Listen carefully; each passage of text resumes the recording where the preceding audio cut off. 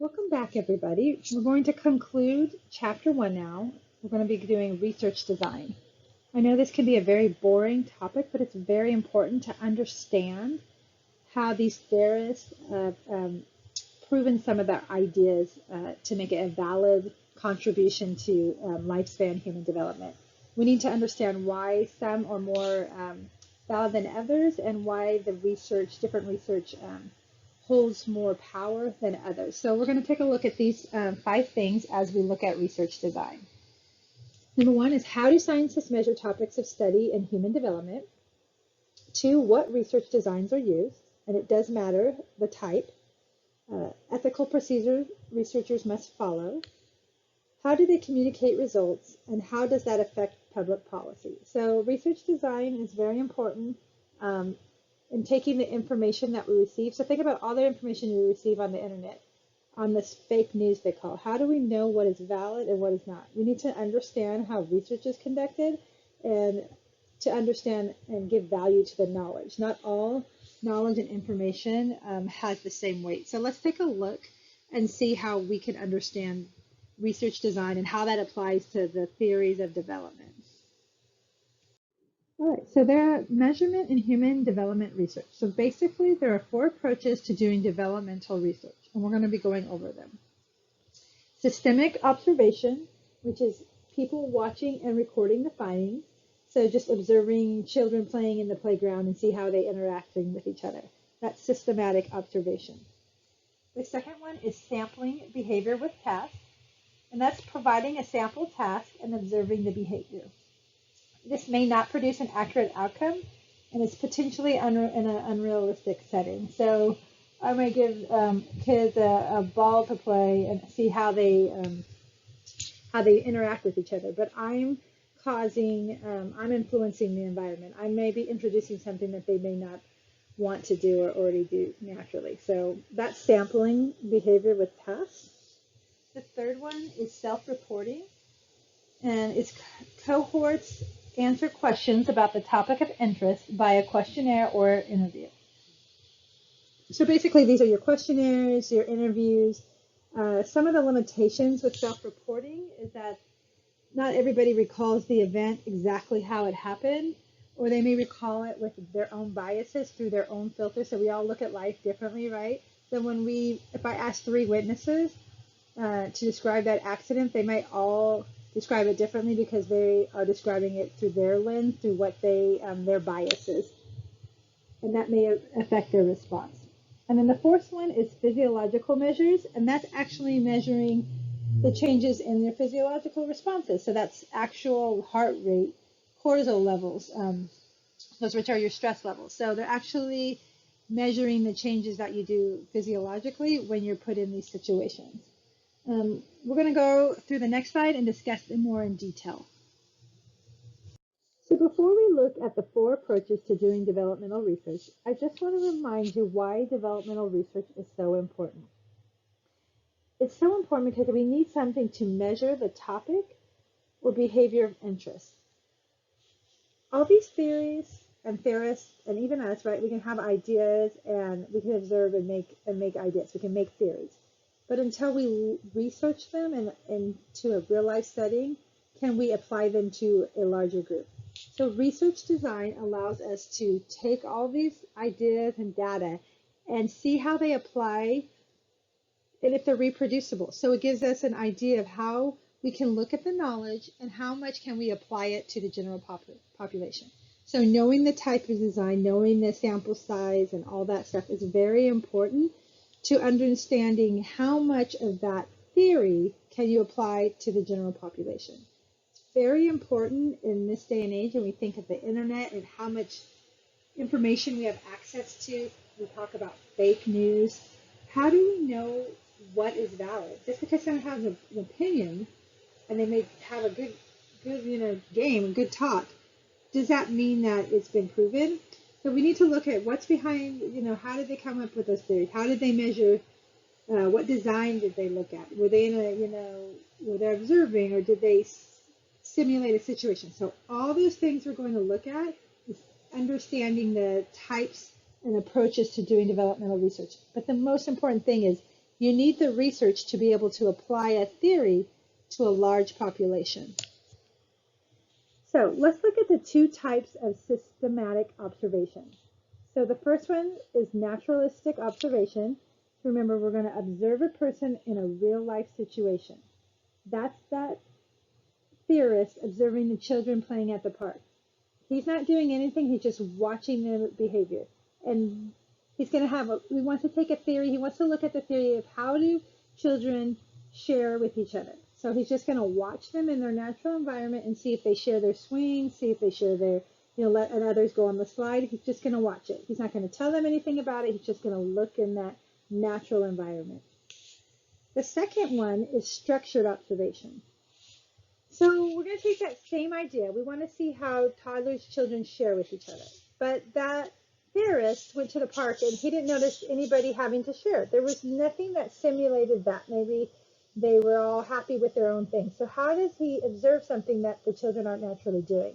So he's going to create a situation that's as natural as it can be to bring out that behavior. So maybe he's going to bring them into a daycare, and he's going to give them like 3 toys, and they're going to have 5 kids, and they're going to have to play with each other. So they're going to kind of have to force to share. So he's making the situation cater to what he needs to observe. So even though they're in a natural, they play in daycare, they play with these toys, he's forcing them to do a behavior so he can observe it, opposed to just letting them do it naturally in nature. So there's good things and bad things. So like I said, if we just waited and we observed and he never saw anybody have to have a situation where he shared, he's never going to get any data. So that would be the downfall of naturalistic observations. They may just never do what you need to observe. And then the downfall of structured observation is you're setting and you're kind of creating a situation, and because you created it, then it becomes a little unnatural. So I put 3 toys to 5 kids, so maybe that isn't what would naturally happen. And so so if they had 5 toys and 5 kids, would it change the outcome? So you're making something happen that may not happen quite that way. So it's a little unnatural. So you have to take that with a grain of salt when you look at the behavior. So that's why when you do this, you do it over a long time and you see lots of trends, so you can kind of pull out the important information. But that's the 2 types of systematic observation. So your natural in their normal habitat, and then structured is you're going to simulate that setting, but you're going to simulate it in a way that you can observe what you need to observe. So some ethical problems with structured observations before we move on is that, sometimes we can't simulate things that we need to see. So think of prisons. I can go to a prison and watch prisoners interact with each other. I can't take a group of you, all my students, and put you in prison and say, now I want to see how prisoners act. There's an ethical dilemma of that. So sometimes some situations I can't restructure and simulate because of the ethical concerns. So just remember that as you're thinking about systematic and naturalistic observations. So moving on, this is a picture of a child looking at faces. This is an example of sampling behavior. So what you're seeing is the child is to select a face that looks happy. So we all have a preconceived notion of what happy looks like. So we want to give her a sample, a happy face. You can kind of see that middle is a grimace face, and the other one, maybe the last one, is a confused face. So we want to see, by giving her a sample, can she pick out a happy one, or what is her idea of happy? So the problem with this is that a picture is one-dimensional, right? And emotions are not. So maybe the person was just in the middle of, like that last one, she's in the middle of going to do a laugh. We can't tell. It's one-dimensional. You need movement. You need sound. There's other things that go into determining if someone's happy. And also, you won't need to know, what is someone's resting face? Do they just naturally rest in a frown? Does it make them mean that they're more unhappy? How many people do we know have that resting face of sadness, but they're not?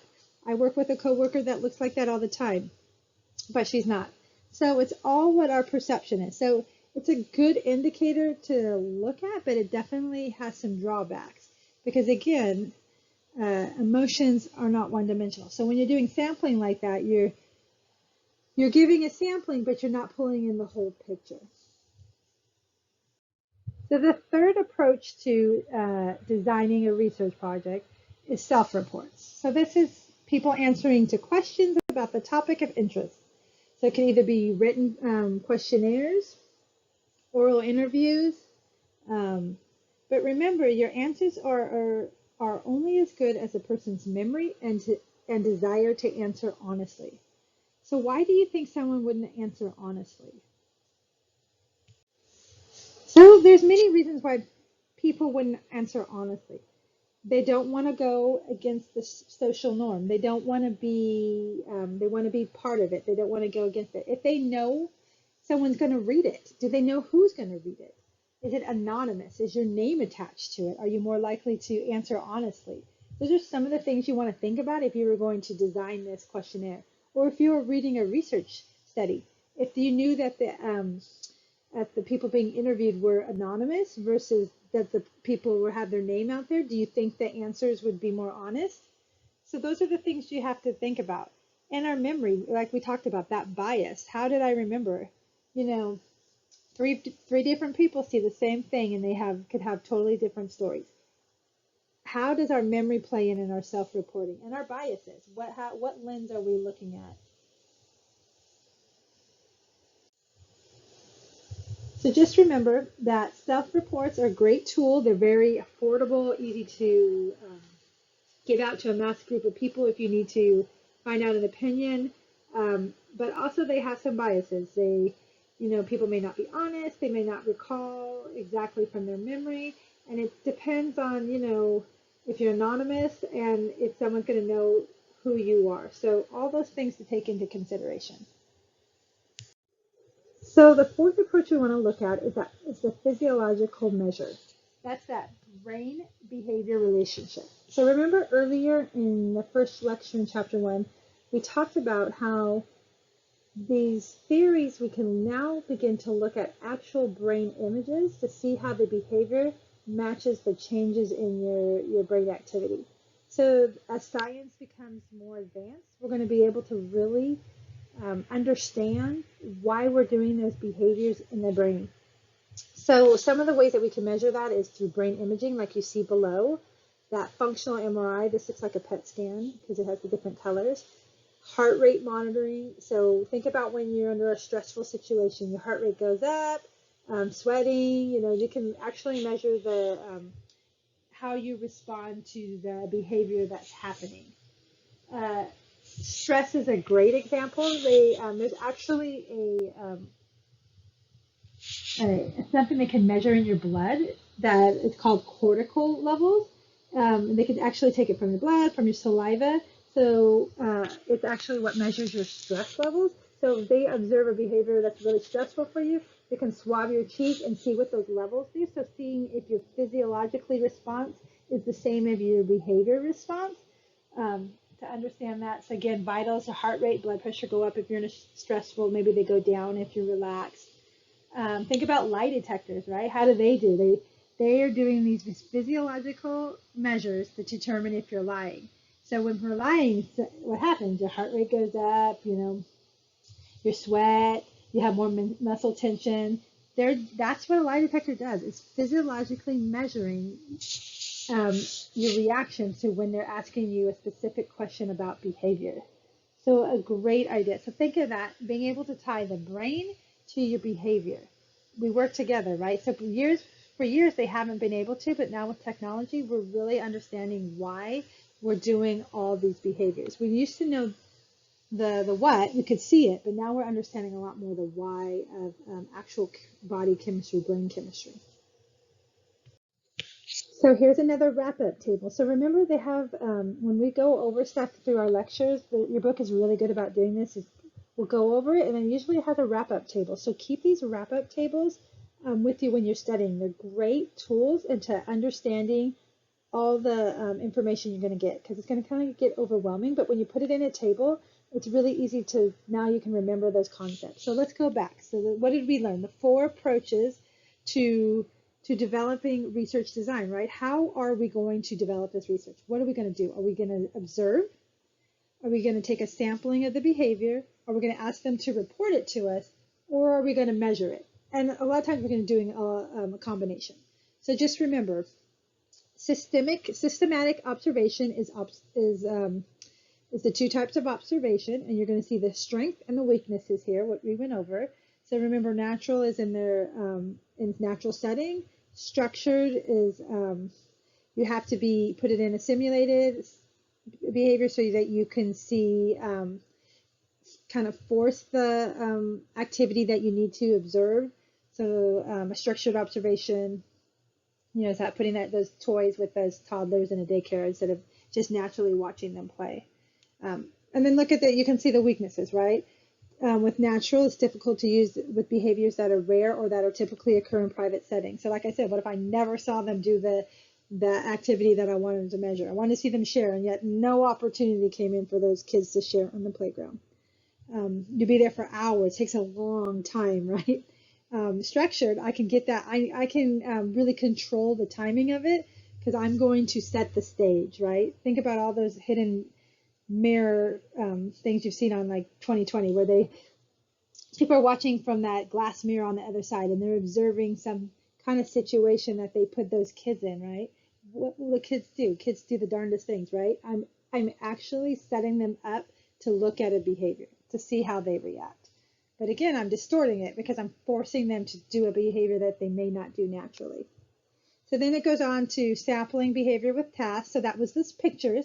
So it's very convenient, right? You can be used to study a lot of behaviors. Very easy. You don't actually have to have show somebody, running with the bulls. I can show a picture of it. So it makes it much more accessible, easier, less costly, and less timely.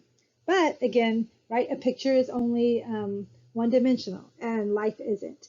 So it may not sample the actual task being performed, and it may not be natural. And it's that one-dimensional aspect, just taking a picture out of a motion picture, right? It doesn't show the full picture.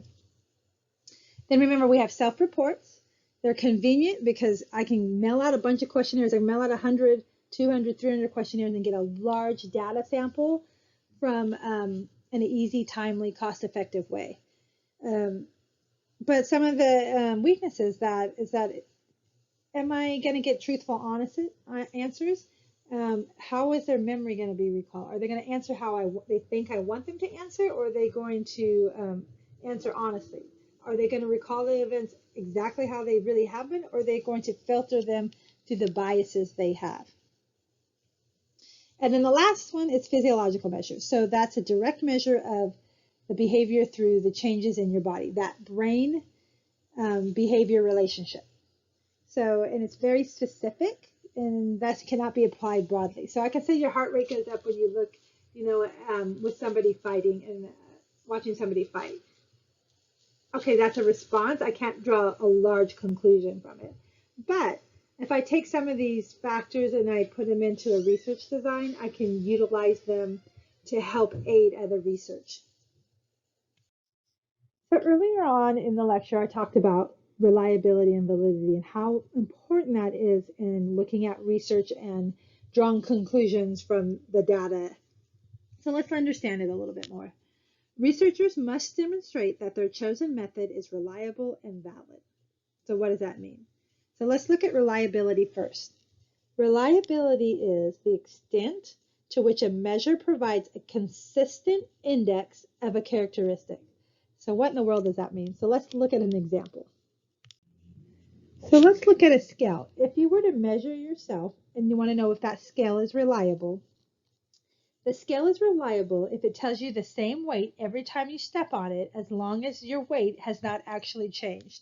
So if I was to weigh myself 5 times today, and I know my weight, I haven't eaten anything, my weight should not change, then that is reliable. If I stepped on it 5 times and it gave me a different number each time, it's not reliable. So the scale is reliable because it tells me the same weight every time I step on it, and I know that my weight has not changed. Now let's look at validity. So validity is the extent to which a measure assesses what the researcher thinks it is assessing. So what does that mean? So if we're going to look at that scale again, let's think of it now in the terms of validity. So if a weight measuring scale, if I'm just going to stand on that scale, is wrong by, let's say, 5 pounds, it deducts 5 pounds every time I weigh on it. It can be specified as reliable because, right, every time I've done my 5 measurements, it's minus 5 pounds. But it's not valid because it's not actually measuring my true weight. What I'm really setting out to measure is my true weight, and yet the scale is not working properly. So it's not valid. So it's reliable. It gives me consistent information, doesn't change, but it's not valid because the information is wrong. So, do you think, can a measure be reliable but not valid? Think about that scale. What would be an instance where it would be reliable but not valid? So it kind of was the last one we were talking about. If the scale is not working properly, this number may not be your actual weight. So we're still getting that minus 5, minus 5, minus 5. And the scale is reliable, but it's not valid. So one of the things you want to remember is that a test can be reliable without being valid, but a test has to be valid. A test cannot be valid without being reliable. Okay, so you understand that? So a test can be reliable, right? You can have that wrong weight, but it not be valid. So you're measuring consistently, but it's not measuring the right thing. But you can't be valid without being reliable. Because think about it. If I had that scale then and it took it and it measured minus 5, minus 7, minus 8, it's not valid because it's not giving me the right weight, and it's not reliable because it's giving me a different weight every time. So just remember that in terms of reliability and validity. That's important to know.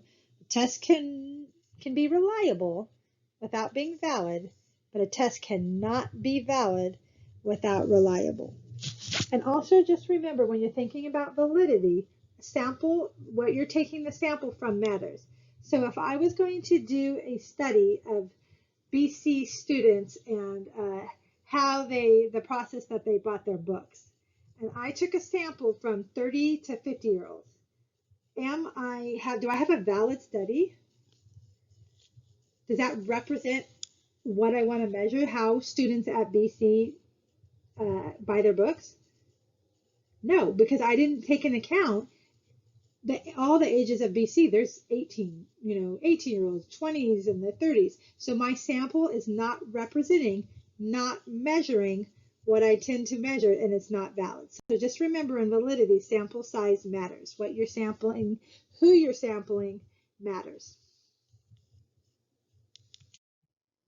Now let's look at general designs for research. Human development researchers rely on 2 primary designs: correlational studies and experimental studies. Most of us are probably familiar with experimental studies. Those are your typical science fairs, right? Your science project you did. Did you do something in 7th grade where you took a roll of paper towels to see which one was the strongest? You made a hypothesis, you tested it out, and a conclusion. That's an experimental study. We'll go over more of that in a minute. Let's look at correlational studies, which is the studies of relationships between variables that exist naturally in the world. And what does that mean? So we're going to not look at cause and effect, but instead, how does one thing influence the other? The correlation coefficient, which is that -1 to +1, and it tells us the strength of the relationship. Remember, correlations do not show causation. They're not cause and effect. They're how do these 2 variables interact with each other? How much does one influence the other?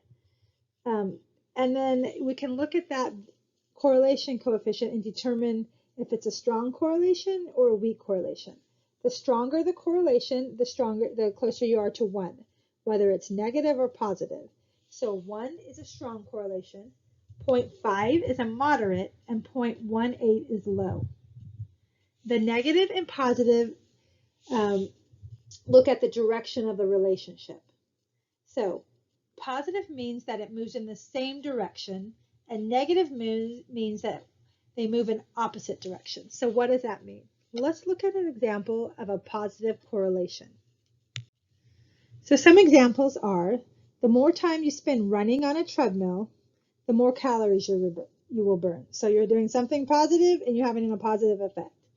Another thing, the longer your hair grows, the more shampoo you will need. So there's a straight positive correlation. The more gasoline you put in your car, the farther it can go. Those are positive correlations. So what those examples show is that as one variable moves in the same one direction, that one moves the same way. So if one increases, the other one increases. So if I run on the treadmill, then I'm going to burn more calories. So I'm going to have more I run, the more calories. I'm going to increase the number of calories. So they're both going in the same direction. They're both going increasing. The taller I am, the bigger feet I have. They're both going in an upward, same direction. They're both going up. That is a positive correlation. A negative correlation means that as one goes up, the other one goes down. Some examples of that are, so one example would be a student who has increased absences has a decrease in grades, right? So you're increasing one, you're increasing your absences, but what happens? The opposite goes, you get a decrease in your grades. Another one is, as the weather gets colder, air conditioning costs decrease, right? So as it's cooler outside, so you increase the cool weather, you're going to decrease your air conditioning costs. So one goes up, other one goes down. So those you want to think about. So positive correlation is just it's to the direction it's of the relationship. Both are increasing. Both are going in the same direction. Both are increasing or both are decreasing. And then negative correlation is as one increases, the other decreases. And then the number just means how strong is that relationship. So if I had a 1 and I said the more you exercise, the more calories you're going to burn, that's really a good correlation. That means they have a really strong relationship. So it's probably something I would do. Now, if it had a 0.18 and it said the more I run, I only get like 0.18 correlation with burning calories, well, maybe I would think twice about that. That's not a very strong relationship. I'm probably not going to burn that many calories. So that's how you want to look at it. How much does one affect the other? Some other examples of correlations are age and blood pressure, smoking and cancer, the role of media and women's body image. I want you to think about, and this will be one of your questions on the attendance, and what type of correlation is it? Is it a positive or a negative? That's going to be one of your questions on the attendance question. So think about that and see what that relationship looks like. All right, let's look at experimental studies. So experimental studies are the systematic ways of manipulating the independent variables or variable in order to cause a particular behavior, which is the dependent variable. You give random assignments to these conditions. So what does that all mean? Let's take a look at the next slide and go over independent and dependent variables to understand fully experimental studies.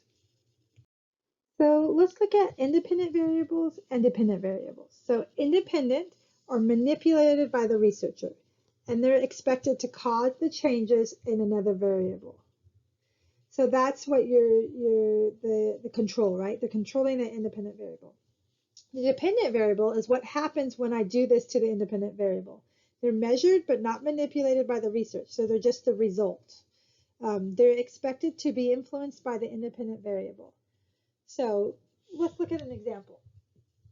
So if I was going to do this research, and this is the research question, do people who live in a city walk more and weigh less than similar individuals in a suburb? So I would take that and I would say, okay, what's my independent variable? So my one that I am going to manipulate, and I'm going to expect that's going to cause changes in the dependent, is whether someone lives in a city or the suburb. So I can control that. So I'm going to say whether they live there or they live in the suburb or they live in the city. Now my dependent variable is what I'm measuring. And what was the question? The distance walked compared to the weight. So that's what I'm going to measure. I'm going to control where they live, the city or the suburbs. That's my independent. And I'm going to measure, which is my dependent, who loses weight by walking and the distance they walked. So those are the two things I'm going to look at. And those are my dependent variables. So that's how an experimental design works. And before I do all that, I'm going to come up with a hypothesis, which is an educated guess into what I think will happen. So in that scenario, I want you guys to think about it. What do you think? Who's going to walk more and lose more weight? Someone that lives in a city or a suburb? You give your idea, right? So something to think about. That way you make your own experimental designs all the time in our mind, and we come up with hypotheses all the time. This is how a lot of research is done, and that's how we find out if we do control one thing, how does that affect something else? So that's what we're looking at. Independent variable affecting the dependent variable which we measure. So let's look at the correlation coefficient, because there is no direct way to assess cause and effect. So all we can do is look at relationships and how they influence each other. But two variables are not the only thing that influences a behavior. So this diagram shows that a great example. So if you look at the first one, the first variable causes the second variable. So that's very straightforward. Being smart causes you to have more friends. Okay. The second variable, number 2, shows that the second variable causes the first. So we're going to flip it. So if I have more friends, then that causes me to be smart. All right, well, it's like the chicken and the egg, which came first, right? And then you look at the option 3. Neither variable is caused by the other because they're both caused by a third variable. So they're saying now, well, if you have parents who are warm and supportive, they have children who are smart, and they have children who have more friends. So this just goes to show an example of how correlation coefficient cannot have a cause and effect. It's not you're not smart and that causes you to have more friends. It's just a relationship. How do we say that? How do we look at it? If you're smart, why do smart people have more friends? What is the relationship to having more friends? What's the relationship to being smart? Is it a high correlation, like a 0.8, 0.9, or is it a low 0.1, 0.8? That just gives us a stepping stone to understanding the dynamics of relationships. But we cannot determine the cause and effect with a correlation study. Can only how we influence each other. So as you can see in this, there's lots of variables that come into factor that can also have the same effect. So it can definitely not show you cause and effect. So now we're going to look at qualitative research. And what is that? So what it does is it allows the researcher to gain an in-depth understanding of human behavior and what governs it. So we want to get all the details. So what would you think is the best sample size for that? A large sample or a small sample? So qualitative, you want to think of quality, right? I want to know a lot of details. I don't want to know a lot of volume of details. I want to know a lot of specifics of details. So which sample size do you think? Yes, it would be a small sample because smaller is better than large random samples. Why? Because in a qualitative research study, I want to know all the specifics. I want to look in depth. And it involves intense observation of behavior over an extended time period. So remember, intense observations over extended time periods. It picks up the details. So details require a small sample size. So if I want to study, I have a class of 500 and I want to do a qualitative research project, I'm just going to take 30 of them and really study the intricate behaviors. So it's going to allow me to kind of broadly apply to the other 500. But if I took a sample of 200, that's too big. I can't observe everybody and look at the intricate details. So qualitative, small sample over a long time to look at the intricate details. So now we're going to look at the 3 designs that allow researchers to study development. We're going to look at longitudinal, cross-sectional, and sequential. So you want to understand the similarities and the differences between these 3. The longitudinal studies are the same individuals are tested throughout their lives. So if I took a group of 20 first graders, I'm going to test them in first grade. I'm going to test that same 20 at 20-year-old, when they turn 20. I'm going to test that same group when they turn 50, turn 70, turn 90. A longitudinal study is the same individuals over throughout their lives. It's the most direct way to identify change. So it's the best way to identify change because you're looking at the same person, over an extended period of time. But what would be some limitations? Right? It's costly. It takes a long time to have a study that long, right? People might, difficult to complete, people might die. The researchers may not live long enough. And you may lose contact with your subjects. So all those things, right? Even though it's the most direct way to identify change, it might not be the best option. Second is cross-sectional studies. So what this does is tests people of different ages at the same time. So what I could be is say, right now I'm going to do a cross-sectional. I'm going to, okay, so I'm going to take this group and I'm going to have a group of first graders, let's just say 6-year-olds. I'm going to have a group of 20-year-olds and a group of 50-year-olds. And I'm going to have them all at the same time, different people, right? But I'm going to have that sample right now. That's a cross-sectional. So instead of looking at the same group over time, I'm going to look at different groups of people over time. So with different age groups. So I'm cutting down that timing factor, right? So I'm going to look at the 6-year-old, I'm going to look at the 20-year-old, and I'm going to look at the 50-year-old. And we're going to look at them all today. So that's good in the sense of it costs less. I can look at behaviors right now, presently, at the different stages of aging. I don't have to wait till they turn that age naturally. Some of the problems with that is that we've talked about in the other lectures. Okay, so say I take that 15-year-old or that 20-year-old, when he turns 50, life is going to be a lot different than what a 50-year-old is experiencing now, right? So historical context matters. So I'm taking that out of the equation. So I'm taking it all in present time. So what does it mean in this time?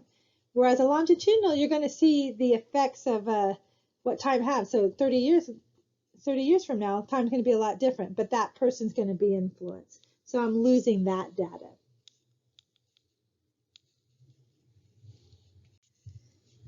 And sequential design is a complex design that combines both cross-sectional and longitudinal methods. So I'm going to combine the longitudinal and cross-sectional one. So I'm going to take a group. So maybe I'm going to take a group of 20-year-olds, 50-year-olds, and 70-year-olds. I'm going to measure them now, and then I'm going to measure them in 5 years. So I'm going to take, even though I'm taking different age groups at the same time, but I'm going to actually apply it over a time period. So I'm going to look at them twice, or maybe even 3 times. So even though it's not the whole lifespan, which would be longitudinal, it is covering some time, so I can see how historical context or time changes development. But then I don't have the restraint of waiting till they get that certain age. I'm taking the 20, 50, and 70-year-old, and let's see them in 5 years, and then maybe 10.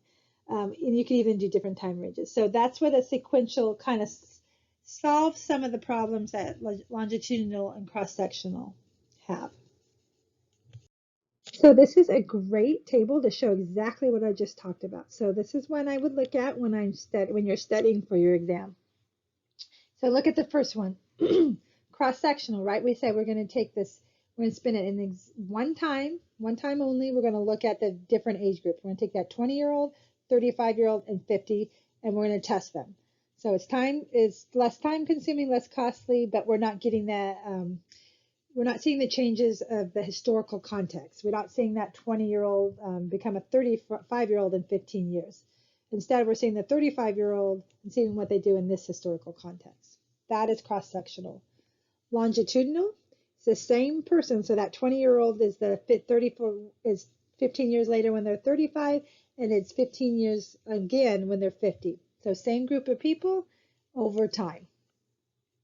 Again, costly, you may lose your subjects, and how do you get results and apply that when you're waiting 30 years for the research to be done? And sequential, so we're taking the same subject group, so we're taking like a cross-sectional, and we're just turning it into a shorter longitudinal study. So you can see that we've still got that 20, 35, 50 like we do in that cross-sectional, but now we're going to test them 15 years and 15 years. So now we're getting real-time data across the age groups, the lifespans, and so we actually can apply that as we go. But then we're getting, we can apply more data as we go, as they progress through that historical context.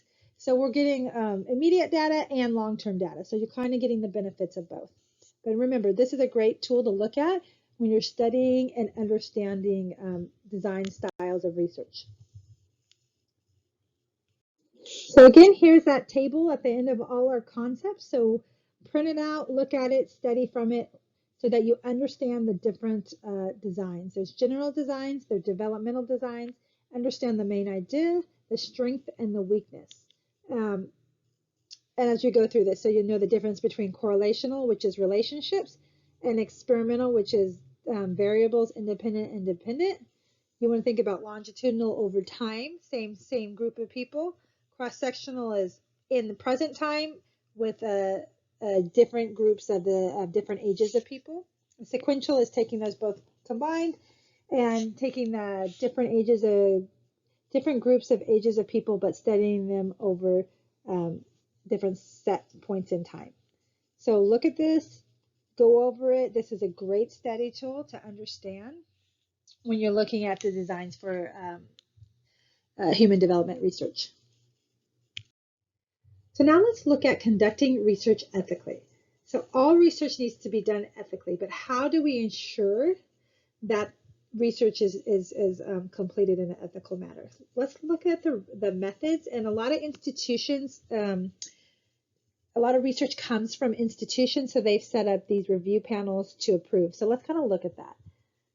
So most institutions doing research have the IRB, or Institutional Review Board. The research study must be presented, approved before it can be activated. The IRB review the proposed study, make remarks and suggestions prior to approval. Participants must sign a consent to participate and be fully informed of the research, and then of what will be experienced and any risks that they may be exposed to. Observational studies do not require consent. In medical research, animals are used when it is impractical or unethical to use humans. Participant names are secured to protect privacy. So all those things are done to ensure that research is conducted ethically. So a participant has to know the risks going into it, and they have to sign that they agree to that. And they must know what the study entails, and they must have full, give their full consent. So those are things to look at when you're looking at research. Look at the way they design their research, how they chose their participants, and were they aware of all these things, and where the research comes from. So like I said, most institutions have a panel, institutional review board, to ensure that research is done ethically. And by ensuring that, we can take the results from it and apply it to populations and other policies. So it's very important that you understand the process of ensuring research is done ethically. Now that all the data is compiled and they've done their research design and they have all these results, how do they communicate their results to the public? What is that process? How do we get the information? So researchers write a report that describes how they did their study, what they found, and the meaning behind these findings. The goal is publication in a scientific journal, maybe child development, psychology and aging, etc. And published reports serve as a basis of knowledge for the field, right? So we've all read those. If you've been in school, maybe it's your first class, like first time in school, but you're going to be looking at journals and you're going to looking at articles and you're going to see these researchers, and now you're going to have the mind. You're going to be able to evaluate this research now and think, is this a good research study? Did they have good design? Was it, did they take the right sample size? Was it longitudinal? What does all that stuff mean? You're going to understand it a little bit more. But their goal is to publish that article in that child development that you pulled out for your research paper. So that is the end goal. So how does this research affect the field of psychology or the world, right? So can you think of some ways that laws have been affected or policy has been affected? So research has influenced law, so like texting while you drive. So that became into law because research showed that increased texting causes increased fatality. So that's a research-based law. Should adolescents be tried as an adult? That's a psychological idea. That's research has been compiled to support that. Lawyers have argued that in court. That comes from development research. What other ones can you think of? Do you think that what laws or social policy? So some past ones have been lead paint, how lead paint can cause detrimental effects in people. Dieting guidelines, medicines, right? Huge medicine research, right? We wouldn't have our medicines without the research they've done. Smoking. So remember, we used to think that smoking was actually good for you, but now all that research has put in implemented laws and social policy. Drinking while impaired or pregnant. So all that comes from the research. So all the stuff you just studied right now, that the reason why we need to get it to become valid, reliable, and have these methods and make it ethical is because we apply them to the life that we live, to the social policies, to the laws. So we need to make sure that the knowledge and the data actually are correct, actually have meaning, actually influence, actually are the way we go. Some research changes, right? Coffee's good for you, coffee's bad for you, coffee's not good for you again. So we're always evaluating. We're never stuck in time. We're always looking at finding better designs, new studies. So that's what the reason why research is so important. And we make the best decisions on the best research we have in the moment. So we're going to conclude our research design, this fun and exciting topic, by thinking about the application into real life. So we talked about the laws and the policymakers, but let's think, we have all this research. It seems boring in the design, but it's so important because it affects the way we live every day, right? We talked about all those things. Policies are made, medicines are given to us from this research. So it's important that we understand the design, we understand the validity, the reliability, the types of studies, so that we can make good decisions and we can be informed of why our policymakers are making the decisions. So as we come, especially into election year, right, look at the research, look at the issues that are important to you and see, does the research back what these policymakers want to do? Look and see if the research they have, is it valid? Or is it a narrow and not as a reliable research to base decisions on? So in this election year and in this process, you're going to really be able to utilize some of these skills and understand why research is so important, because it affects our daily life. Child abuse laws, bans on lead paint, bans on smoking are laws. So do you agree with some of these policies? Are there some that you feel like research they've used it and you don't? So that's why it's important to be informed, to be an educated consumer as you make these decisions, and you choose the people that are going to make your policies, and then you choose the things that you put in your body, your health, nutrition, and medicine. So don't just think of research and design as this boring thing. Think about, okay, it's boring, but it's so important because it affects my life daily. everything I do has been based on some kind of research, policy, law, and it's affected the choices I make and the things that I get to do. So I need to understand it as I go forward in my development so I can make and choose, my lifestyle and my policymakers and vote for things that I want based on the research that I can understand and determine is valid. So that's the end of this week. Good job. I know it's a lot of stuff. So remember to watch the extra videos.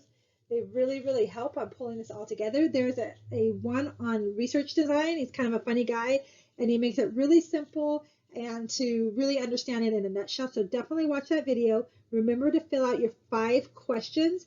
Keep them simple. Don't be elaborate. Just 1 or 2 sentences. I just need to know that you're looking through the material, that you're applying it, and you're participating. So that's your attendance points. If you do not fill out that attendance assignment, you do not get counted for attendance. You just have to answer the 5 questions. They don't have to be, they don't have to be perfect or completely correct. I just want to see what you're thinking and your attitude, and you completing the assignments and the lectures and the reading throughout the week. So good luck. Remember, you have assignments, you have your discussion group, the introduction, and the discussion group on chapter 1. You have your attendance assignment, and I will see you next week when we start talking about more human development. So you guys have a great week.